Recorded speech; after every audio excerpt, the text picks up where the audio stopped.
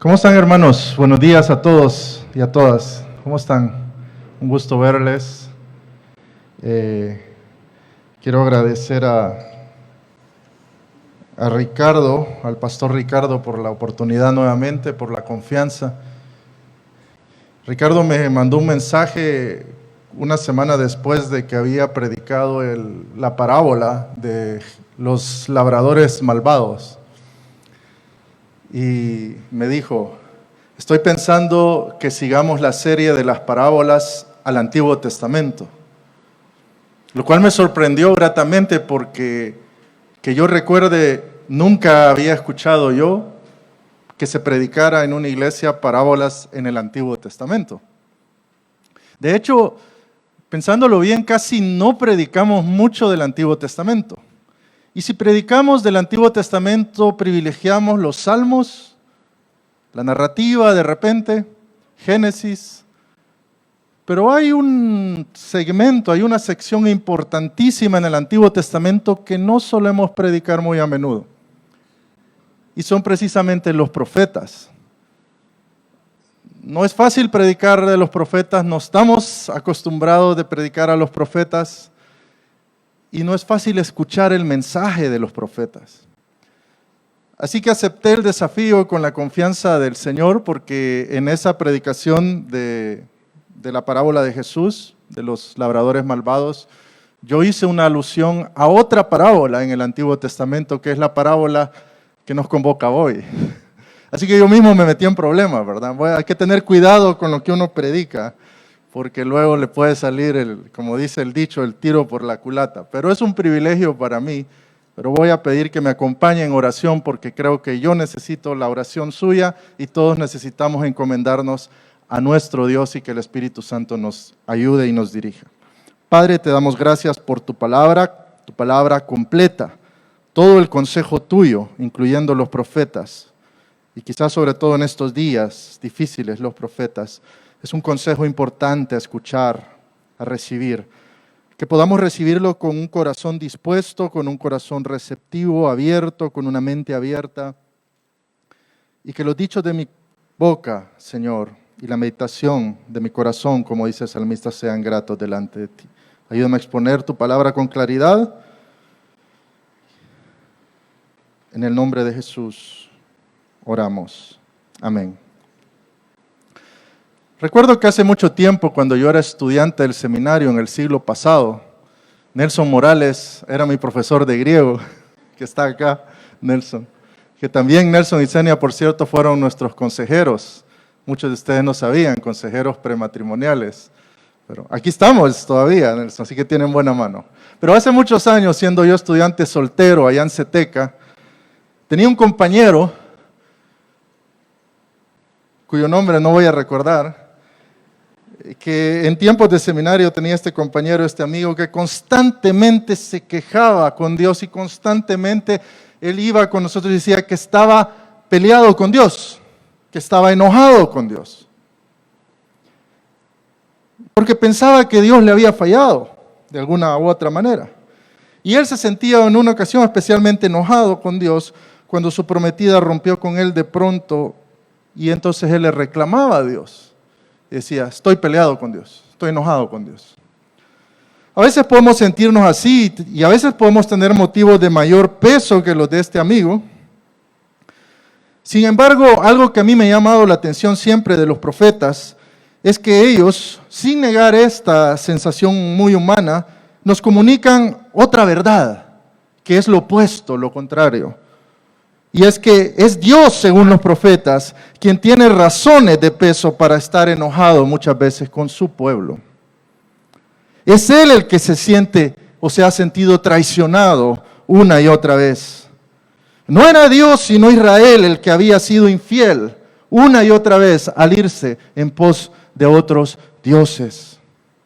Es Él el que se sentía traicionado. Es Él el que estaba en verdad desilusionado con su pueblo. Y Él tenía razones mucho más serias de las que este amigo o cualquiera de nosotros quizás a veces podamos tener. Esto me hace pensar en el pasaje de hoy, que ya lo anuncié de alguna manera, pero le pido que me acompañe en Isaías capítulo 5. Isaías capítulo 5 encontramos esta parábola. Y de hecho en varias versiones, probablemente la Reina Valera, estoy leyendo el día de hoy la versión de la Biblia de las Américas, pero sospecho que en varias versiones le ponen el subtítulo, incluso la parábola de la viña. Esta es la parábola que Jesús hizo referencia en la parábola que contó y que prediqué hace algún tiempo atrás sobre los labradores malvados. Ahora, lo primero, yo he titulado el mensaje de hoy, Poema de amor y de justicia. Poema de amor y de justicia. Y son dos palabras que a veces no suelen ir de la mano o no las solemos saber integrar, pero creo que este pasaje lo hace. Y el primer punto que quisiera compartir, solo tengo 3 para el día de hoy. El primero es el poema del enamorado herido. Philip Yancey, el autor Philip Yancey tiene un libro ya viejito que se titula Desilusión con Dios. Y siempre ese libro me impactó mucho y sobre todo un capítulo que él dedica a los profetas. Y en ese capítulo que él dedica a los profetas, Yancey lo titula El enamorado herido. Dios es el enamorado herido. Y este es un poema, porque más que una parábola, yo quisiera que ustedes vieran que realmente este es además de una parábola, un poema. Y es un poema de amor, o podríamos bien decir un poema de desamor, porque hay alguien que ha sido herido, hay alguien que ha sido traicionado, hay alguien que está desilusionado. Y ese alguien no es ningún otro sino Dios. Y lo primero que debemos de notar en este poema del enamorado herido es que nos cuenta una historia en cápsula, en resumen, nos cuenta una historia que es una historia de amor. Por supuesto, Isaías no es el primero en intentar hacer esto, varios profetas lo hacen y quizás el profeta paradigmático de esto, de contar la historia de Dios con su pueblo Israel como una historia de amor y una historia de traición y una historia de desamor, es Oseas. Que él mismo encarna, Dios mismo le pide que él encarne realmente, que él sienta lo que Dios siente al ser traicionado, al ser abandonado, al ser desilusionado por su pueblo. Pues esto quiero invitarles a que piensen y lean esto como lo que es un poema de amor, una historia de amor no correspondido. Y lo primero que debemos notar es que esta parábola y poema, o parábola-poema, pretende provocar un efecto retórico y emocional en el oyente. El domingo pasado escuchamos por nuestro pastor Ricardo que nos predicó esta parábola que Natán le cuenta ni más ni menos que al rey David. Y Ricardo resaltaba que en la parábola realmente, como en todas estas parábolas, tienen ese efecto de provocar empatía, de provocar un efecto emocional, donde nosotros nos ponemos en los zapatos del otro, en este caso nos ponemos en los zapatos de Dios. Esto semejante, ¿no?, a lo que vimos en este domingo pasado. La sensación que busca provocar entonces esta parábola poema es doble, al igual que la parábola del domingo pasado de Natán a David. Es un efecto de empatía por un lado y por otro lado un efecto de generar una sensación de injusticia. Algo injusto está pasando, algo injusto ha sucedido. ¿Se recuerdan el domingo pasado? La parábola era de las ovejitas y aquel visitante que iba y entonces este hombre rico tenía muchas ovejas a su disposición. Pero en lugar de tomar una de ellas para dársela de comer al visitante, le toma a la del vecino, que solo tenía una sola. Todo el que escuchaba esa parábola, incluyendo el mismo David, tiene una sensación de empatía y una sensación de que aquí una profunda injusticia se está cometiendo. Y luego Natán, por supuesto, le dice, ese hombre eres tú. Algo similar quiero proponer de que es lo que esta parábola está haciendo. ¿Cuál es la historia de amor que resume o encapsula esta parábola entonces? Es la historia de desamor que cuenta la historia de Dios y su pueblo en el Antiguo Testamento. Como dice Deuteronomio 7:7, Dios escogió a Israel no por ser el pueblo más fuerte y numeroso, sino aun siendo el pueblo más insignificante y pequeño de todos los pueblos. Aún así, Dios escogió a Israel. Y Dios, por supuesto, bendijo a Israel, los protegió de sus enemigos, les dio un lugar donde habitar y los prosperó en ese lugar. Pero todo esto, mis hermanos, y aquí viene una parte clave del mensaje, que luego quiero conectar con el tema de la justicia. Todo esto, mis hermanos y hermanas, tenía un propósito: bendecir a Israel, prosperar a Israel, protegerlo, llevarlo, instalarlo en la tierra. Tenía el propósito último de que Israel tenía que ser un pueblo diferente. Israel tenía que ser un pueblo distinto a las demás naciones. Ahora, ¿en qué sentido tenían que ser distintos? Porque aquí podemos confundirnos o podemos ocupar un lenguaje muy abstracto. Israel tenía que ser diferente no en la ropa que tenían que usar, no en que se tenían que comportar como marcianos, como extraterrestres. Israel tenía que ser particularmente diferente en su ética. Y especialmente en lo que se ha denominado, o algunos estudiosos eruditos del Antiguo Testamento han denominado como la ética social, o como otros han llamado, la ética interhumana, interpersonal. La ética que tiene que ver particularmente con mis relaciones con el prójimo, con cómo trato a mi prójimo, especialmente aquellos más débiles o vulnerables. ¿En qué sentido entonces Israel tenía que ser pueblo diferente? En este estilo de vida y una ética que reflejara y encarnara los valores del reino, los valores que eran los valores de justicia, los valores de equidad. Deuteronomio 4, del 5 al 8, si me acompaña en sus Biblias a esta cita, podemos leerla. Deuteronomio 4, del 5 al 8, dice así: mirad, yo os he enseñado estatutos y decretos tal como el Señor mi Dios me ordenó, para que los cumpláis en medio de la tierra que vas a entrar para poseerla. Así que guárdalos y ponlos por obra, porque esta es vuestra sabiduría y esta es vuestra inteligencia ante los ojos de los pueblos, que al escuchar todos estos estatutos, estas leyes, dirán: ciertamente esta gran nación es un pueblo sabio e inteligente. Porque ¿qué nación grande hay que tenga un Dios tan cerca de ellos como está el Señor nuestro Dios siempre que le invocamos? ¿O qué nación grande hay que tenga estatutos y decretos tan justos como toda esta ley que hoy pongo delante de vosotros?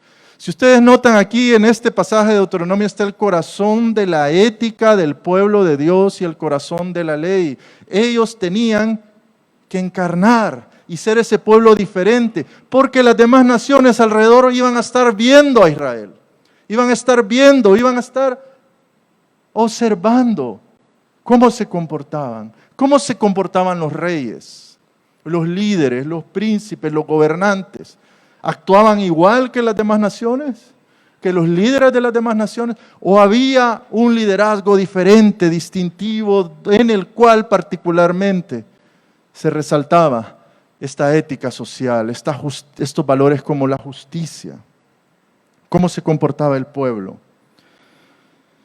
Entonces el primer punto es que este es un poema que encapsula o resume esta historia de amor no correspondido, porque lo que pasa al final, y este es donde entran los profetas en juego, los profetas van a declarar una y otra vez, van a denunciar que Israel no ha cumplido su parte del pacto, que Israel se ha desviado en pos de otros dioses, que Israel, lejos de ser ese pueblo diferente, se ha convertido en un pueblo totalmente igual que las demás naciones, sin ninguna distinción. Y aquí entra la parábola. Quiero que me acompañe a que regresemos a Isaías 5, porque no hemos leído la parábola, y vamos a leer la parábola para sentir un poco la fuerza retórica de la cual hablaba, que este poema parábola pretendía provocar en sus lectores o oyentes originales. Isaías 5 dice así: cantaré ahora a mi amado, el canto de mi amado acerca de su viña. Mi bien amado tenía una viña en una fértil colina. Mi bien amado la cavó por todas partes, quitó sus piedras y la plantó de vides escogidas. Edificó una torre en medio de ella y también excavó en ella un lagar. Y esperaba que produjera uvas buenas, pero solo produjo uvas silvestres. Y ahora, moradores de Jerusalén y hombres de Judá, juzgad entre mí y mi viña. ¿Qué más se puede hacer por mi viña que yo no haya hecho en ella? Porque cuando esperaba que produjera uvas buenas, produjo uvas silvestres. Ahora pues, dejad que os diga lo que yo he de hacer a mi viña. Quitaré su vallado y será consumida. Derribaré su muro y será hollada. Y haré que quede desolada. No será podada ni labrada y crecerán zarzas y espinos. También mandaré a las nubes que no derramen lluvia sobre ella.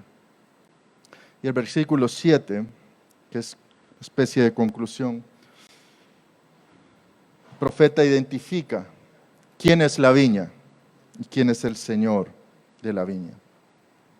Ciertamente, la viña del Señor de los ejércitos es la casa de Israel, y los hombres de Judá su plantío delicioso. Él esperaba equidad, pero he aquí derramamiento de sangre. Esperaba justicia, pero he aquí clamor. Estas parábolas, como la parábola de Natán a David, asimismo como la parábola que Jesús contó de los labradores malvados, son denominadas como parábolas jurídicas. Y el propósito de las parábolas jurídicas es atraer a los oyentes a juzgarse a ellos mismos. De la misma manera que Natán, después de contarle esta historia pequeña sobre el hombre con un montón de ovejas y su vecino que tenía solo una y que le fue arrebatada por el hombre más poderoso, y que al final le dice: ese hombre eres tú. Esta parábola también tenía el mismo efecto retórico de ponernos en el banquillo, de poder autojuzgarnos o juzgarnos a nosotros mismos y reconocernos, como vernos en un espejo. Esta parábola son como un espejo donde realmente no tenemos que ver a Israel, o en este caso Israel tenía que verse ellos mismos. Y nosotros como el pueblo de Dios tenemos que vernos también en este espejo. Esto me recuerda una canción de Marcos Vidal. No sé cuántos de los jóvenes, tal vez los más jóvenes, aunque ojalá y sí sigan escuchando las letras de Marcos Vidal. Pero Marcos Vidal tenía una canción que yo recuerdo haberla escuchado recién convertido. Y yo dije: ¿qué es esto? Esto es una cosa diferente al resto de las letras de muchas canciones, de muchos cantos y alabanzas. Buscadme y viviréis. Buscadme y viviréis. Y es interesante que en las letras se da esta dinámica de los profetas, se da esta dinámica de una parábola jurídica, donde el propósito es atraer al oyente a juzgarse a sí mismo. Porque la parábola empieza relatando cuando nosotros, como mi amigo, el que les contaba del seminario, ponemos a Dios en el banquillo. Ponemos a Dios en el banquillo de los acusados y decimos: ¿dónde estaba Dios? ¿Dónde está este Dios? El Dios de Elías. ¿Dónde está el Dios de los profetas? ¿Por qué callas tú, Señor, y nos olvidas? ¿Cómo puedes permitir tanto dolor? Dice la canción. Dime dónde está ese Dios. El Dios de Elías, el Dios de Isaías, el Dios de los profetas. Pero al final hay un vuelco en la canción, hay un giro en la canción, que es el giro que pretende este tipo de parábolas crear en nosotros. Y es que ahora somos nosotros los que tenemos que ceñirnos, como dice esa canción, como varones valientes, como mujeres valientes, y ponernos, somos nosotros los que somos puestos en el banquillo. Y él dice: ¿Dónde están los hombres como Elías? ¿Dónde están las mujeres como Esther? Dice. ¿Dónde están el pueblo de Dios? Ese Dios de justicia, que debemos reflejar esos valores de justicia.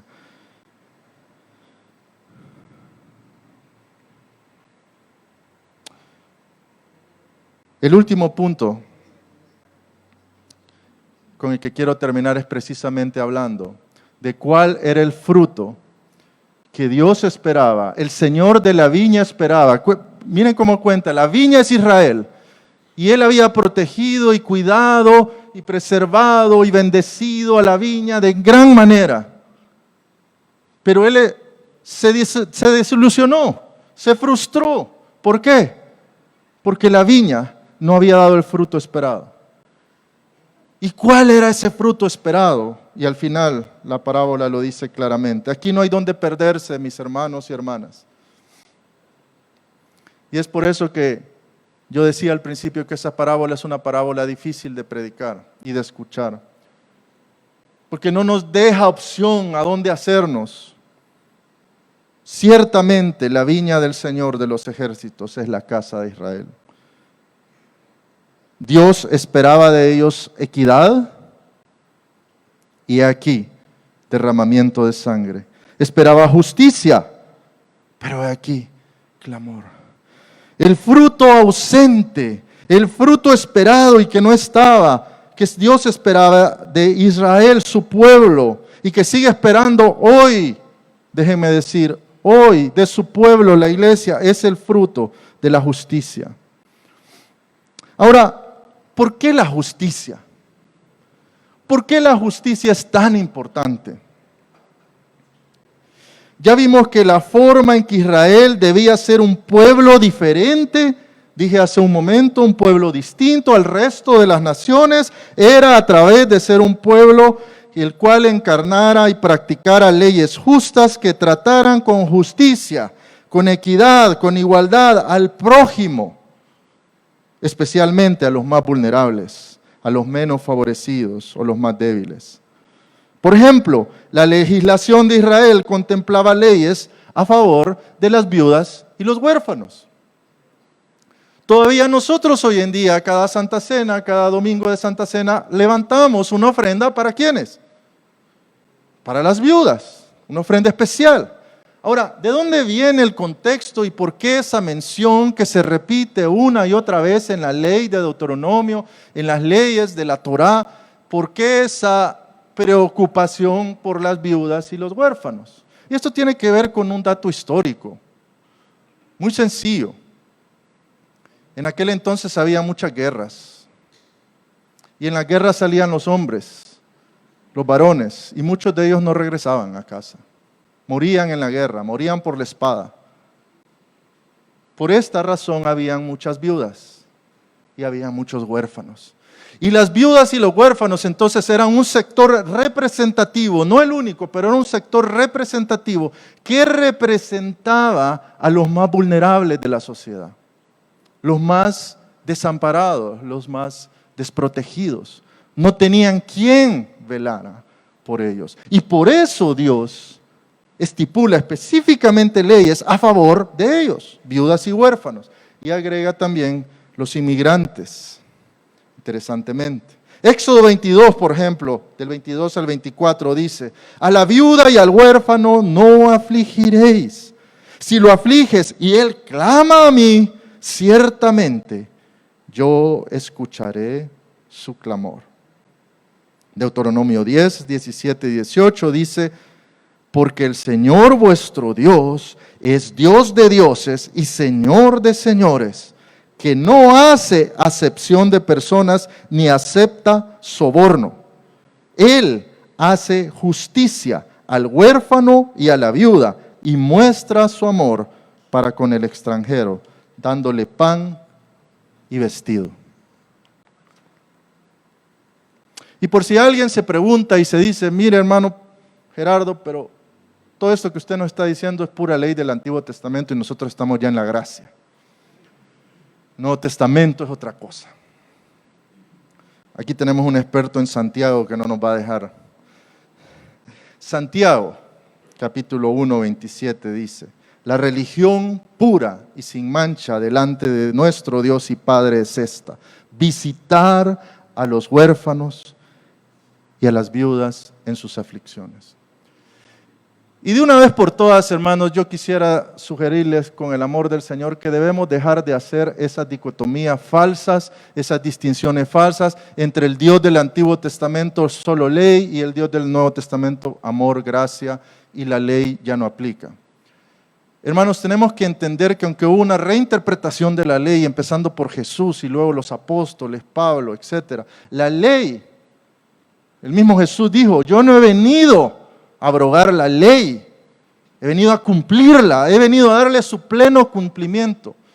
Así que no podemos escondernos o excusarnos como iglesia y decir: esto solo era para el pueblo de Israel en el Antiguo Testamento y no nos compete a nosotros como iglesia, porque ahora nuestro Dios no es un Dios de ley.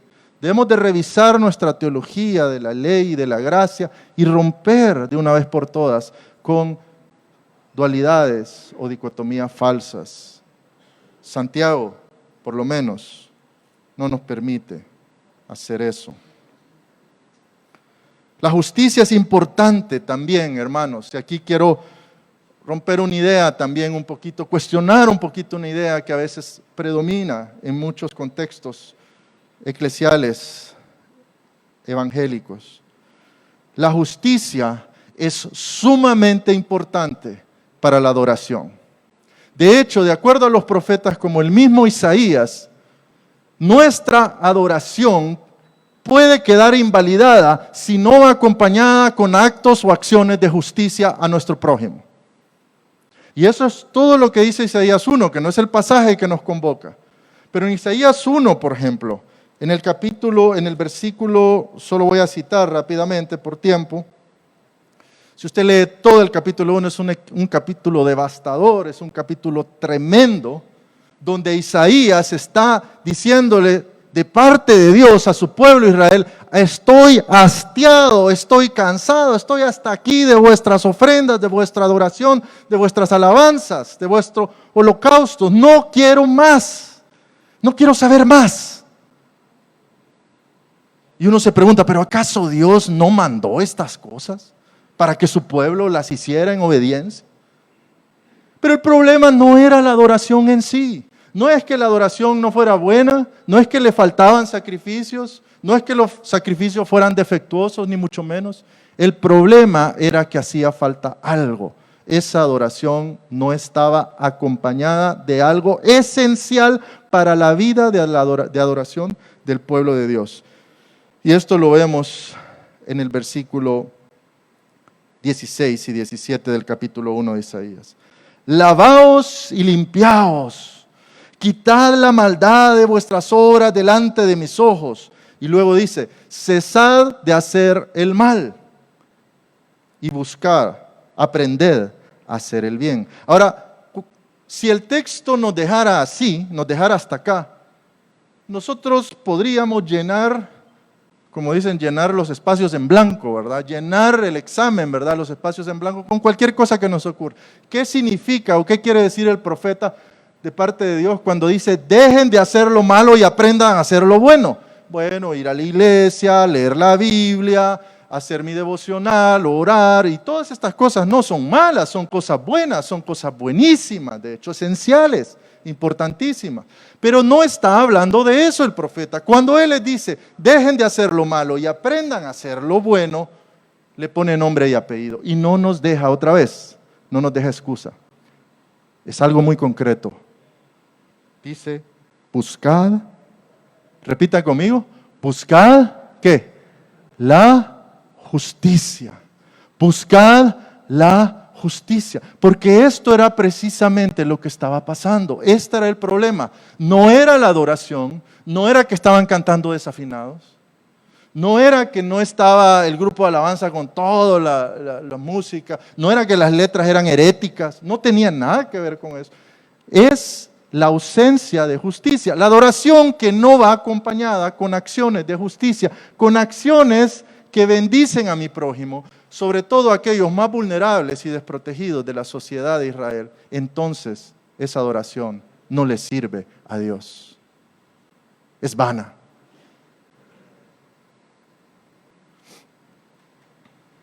En Isaías 3, 14, 15, hace una alusión al liderazgo, a los príncipes. Son los mismos líderes del pueblo los que Dios llama a juicio por, dice ahí, comerse a su viña.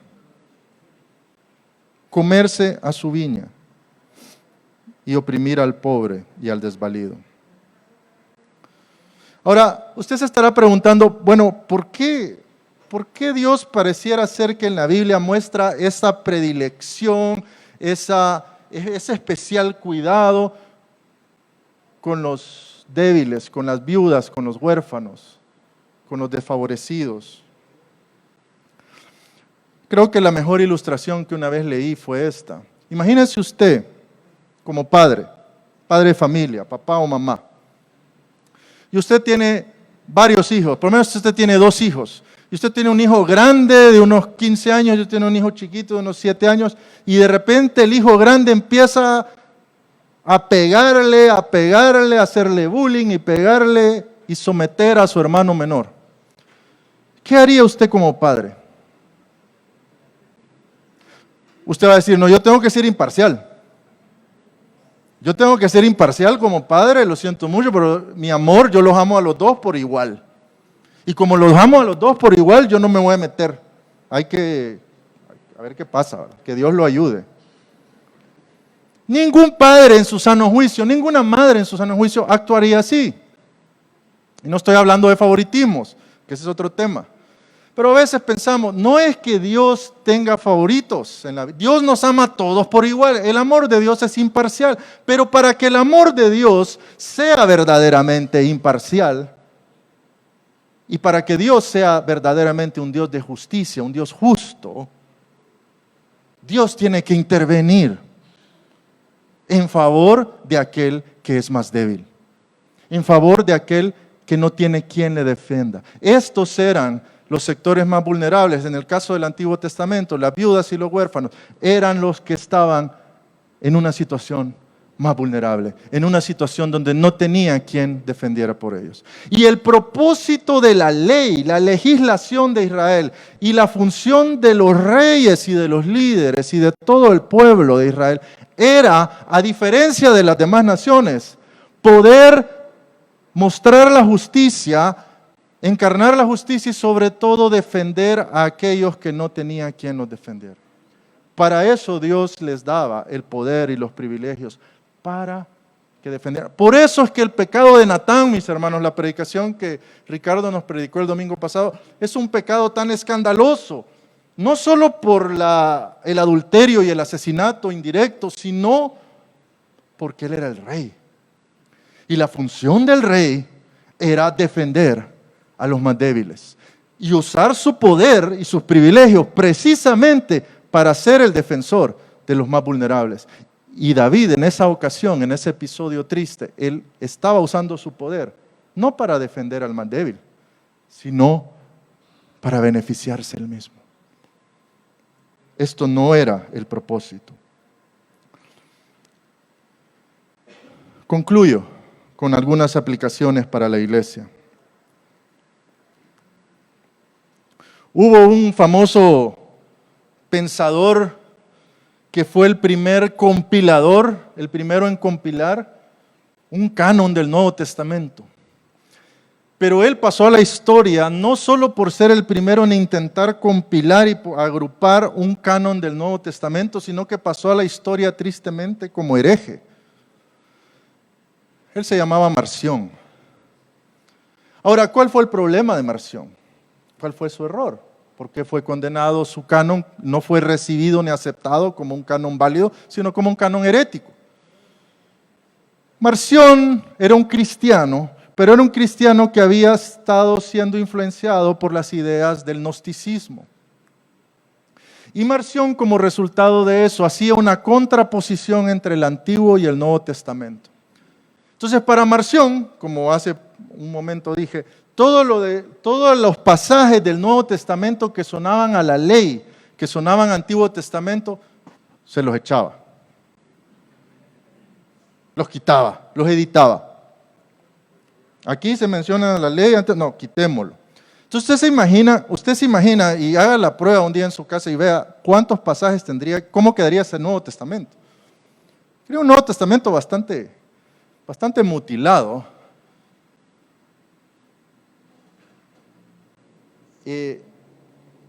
Esto de Marción me hizo pensar y me hizo recordar en un experimento que una vez leí en una revista cristiana, que un grupo de estudiantes universitarios y de teólogos hicieron, y este experimento fue algo similar.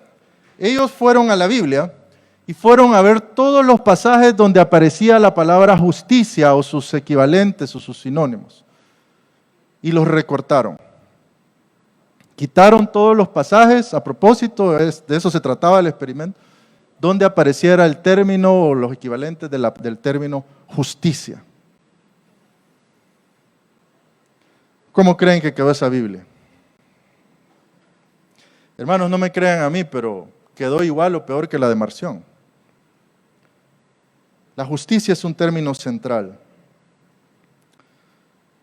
¿Cuáles son nuestras prioridades como evangélicos, como iglesia evangélica?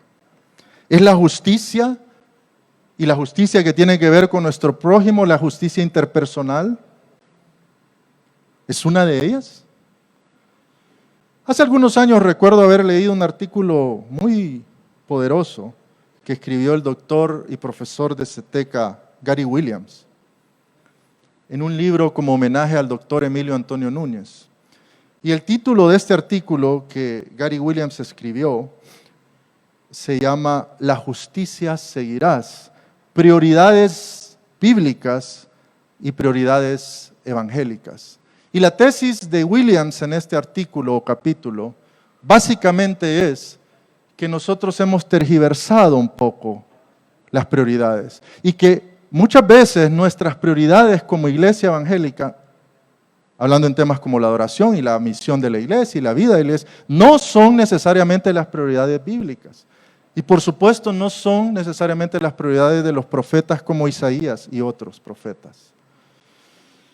Quiero leer un texto que preparando esta predicación releí de este artículo y me impactó mucho. Quiero compartirlo con ustedes. Gary Williams dice: en contra de las interpretaciones evangélicas comunes, los profetas no piden una adoración más sincera ni promueven la comunión personal con Dios en contraste con el culto público, ni exhortan a un cambio de actitud. Más bien, ellos contrastan actos de autosacrificio como servicio directo a Dios con obras a favor del prójimo, particularmente obras de justicia. Sería un grave error, continúa Williams, procurar hacer justicia por motivos egoístas y confiando en nuestra propia capacidad humana. Pero aún más serio sería engañarnos pensando que la actitud o la espiritualidad basta aun cuando no produce acciones en pro de la justicia social. Y termina diciendo: temo que los evangélicos hemos caído en este autoengaño.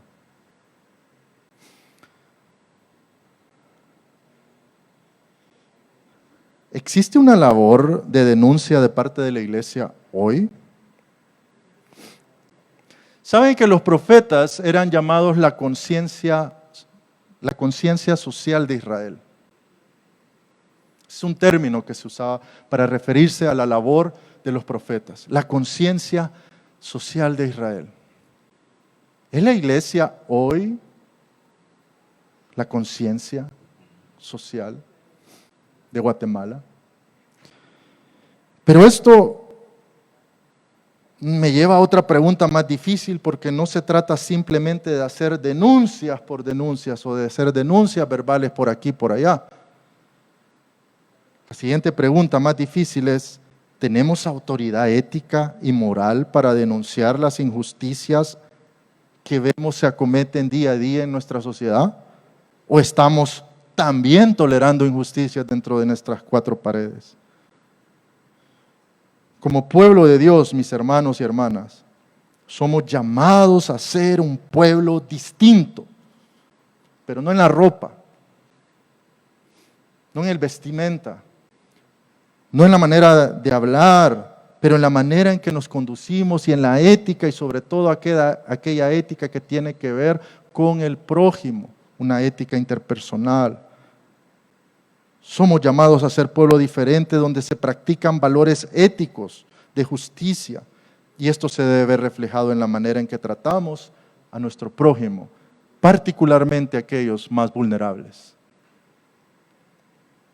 Esta parábola de Isaías, mis hermanos y hermanas, es un espejo, pero no solo para Israel, debe ser un espejo para nosotros y una radiografía de cómo estamos, donde no solo Israel debe verse reflejado, sino nosotros como iglesia. La pregunta final es, como la vid del Señor, ¿estamos dando frutos de justicia?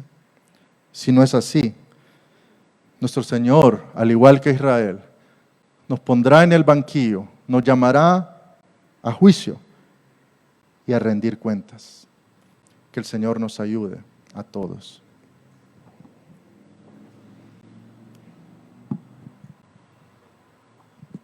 Vamos a orar. Padre, gracias por tu palabra. Señor, qué difícil es tu palabra.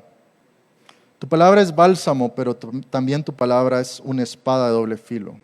Y quizás, acaso, antes de ser un bálsamo verdadero para nuestra alma, deba ser esa espada que penetre las profundidades de nuestro corazón. Señor, tu palabra es un espejo también, y lo hemos visto acá en esta parábola. Y de la misma manera como Israel, queremos reconocer nuestro pecado, queremos reconocer que hemos fallado. Señor, yo quiero reconocer y decir que te he fallado porque muchas veces mi vida no ha reflejado esos valores de justicia. Porque muchas veces, en lugar de usar mi posición y mis privilegios para ayudar a mi prójimo, especialmente a aquellos más vulnerables y desprotegidos, lo he usado simplemente para favorecerme a mí o a los míos. Ayúdanos, Señor, a ser ese pueblo diferente, verdaderamente diferente, que podamos marcar la diferencia, que la gente pueda ver, como dice el pasaje en Deuteronomio, pueda ver y decir, ¿qué pueblo tiene un Dios tan cercano como ellos? ¿Qué pueblo tiene un Dios que tenga leyes más justas como ese pueblo? Te lo pedimos en humildad, en el nombre de Jesús. Amén.